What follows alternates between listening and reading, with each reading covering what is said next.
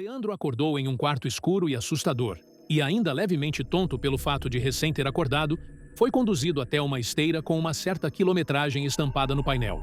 De súbito, uma televisão que estava posicionada na frente dele foi ligada, assim como a esteira que começou a se mexer.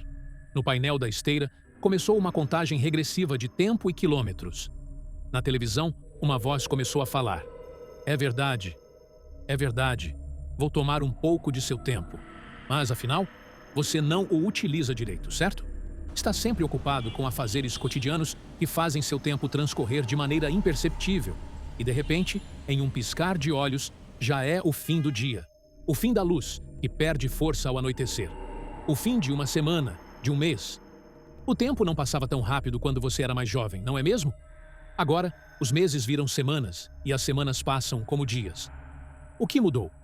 Ora, com 15 anos de idade, um ano representava cerca de 6,5% de sua vida. Agora, com 30 anos de idade, um ano que se passa representa aproximadamente metade disso. E assim, cada vez mais, um ano representa menos proporcionalmente da sua vida. Há uma certa correlação entre os anos já vividos e a percepção subjetiva da velocidade da passagem de tempo de um intervalo de um ano. Ei, o que está acontecendo? Por que estou amarrado nessa esteira e sendo forçado a me exercitar? Perguntou Leandro assustado. Calma, rapaz. Mas afinal, que diabos é o tempo? Não quero trazer definições puramente físicas sobre isso, pois estas não conseguem penetrar na alma humana de forma a esclarecer o ponto central de minha abordagem. Santo Agostinho vai perguntar: que é, pois, o tempo? Afirmo, diz ele, com certeza, e sei que, se nada passasse, não haveria tempo passado, que se não houvesse os acontecimentos, não haveria tempo futuro, e que se nada existisse agora, não haveria tempo presente. Como então podem existir esses dois tempos, o passado e o futuro, se o passado já não existe e se o futuro ainda não chegou? Quanto ao presente, se continuasse sempre presente e não passasse ao pretérito, não seria tempo, mas eternidade. Portanto, se o presente, para ser tempo, deve tornar-se passado, como podemos afirmar que existe, se sua razão de ser é aquela pela qual deixará de existir? Por isso, o que nos permite afirmar que o tempo existe é a sua tendência para não existir. Eu é que estou perdendo tempo com toda essa bobagem. Isso sim, grita desesperado Leandro. Garoto, apenas escute. Por definição, o presente existe para se tornar passado. O passado é algo certo, algo objetivo e que já ocorreu. E o futuro, por sua vez, é algo incerto, que só pode ser concebido por nada senão projeções que podem vir a se mostrar mais ou menos precisas. Nosso tempo de vida é um bem muito precioso, mas que, segundo Sêneca, por culpa nossa, acabamos desperdiçando muito com atividades fúteis que nos ocupam. Na verdade, não dispomos de pouco tempo, mas desperdiçamos muito. A vida é longa o bastante e nos foi generosamente concedida para a execução de ações, as mais importantes, caso toda ela seja bem aplicada. Porém, quando se dilui no luxo e na preguiça, quando não é despendida em nada de bom, somente então, compelidos pela necessidade derradeira, aquela que não havíamos percebido passar, sentimos que já passou. É assim que acontece. Não recebemos uma vida breve, mas a fazemos.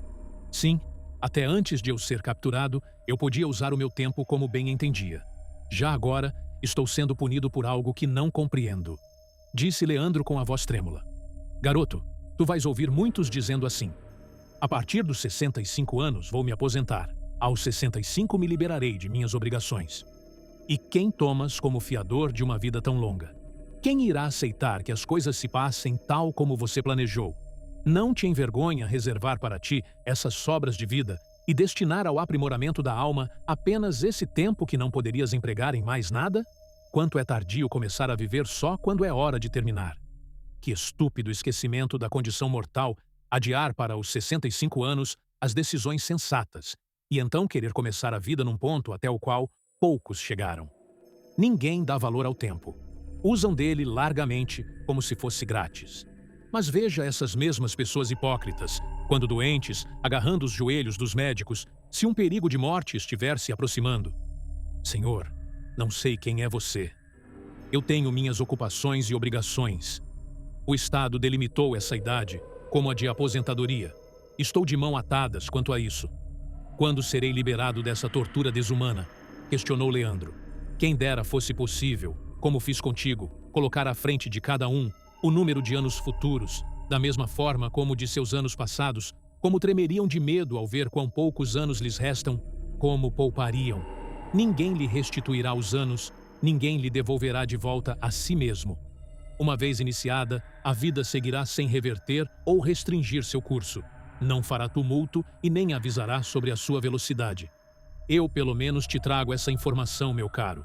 Nisso, Leandro se deu conta de toda a dinâmica que estava submetido e chegou à conclusão que, de fato, havia perdido muito tempo de vida com futilidades.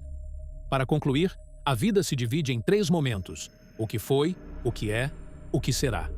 Destes, o qual estamos vivendo é breve, o que vamos viver é dúbio, o que já vivemos é certo. Os ocupados, como você, perdem o precioso tempo, pois falta para vocês tempo para reconsiderar o passado, e mesmo que tivessem tempo, é desagradável a recordação de algo que certamente se arrependem. E você se arrepende do ponto que chegou? Sempre largado na vida e focado extremamente no curtíssimo prazo? Em prazeres passageiros? O que você construiu até aqui, caro Leandro? Opa, seu tempo acabou. Nisso, Leandro percebeu que o tempo marcado no painel da esteira, bem como a quilometragem, havia zerado e ele, estando exausto, caiu no chão sem forças.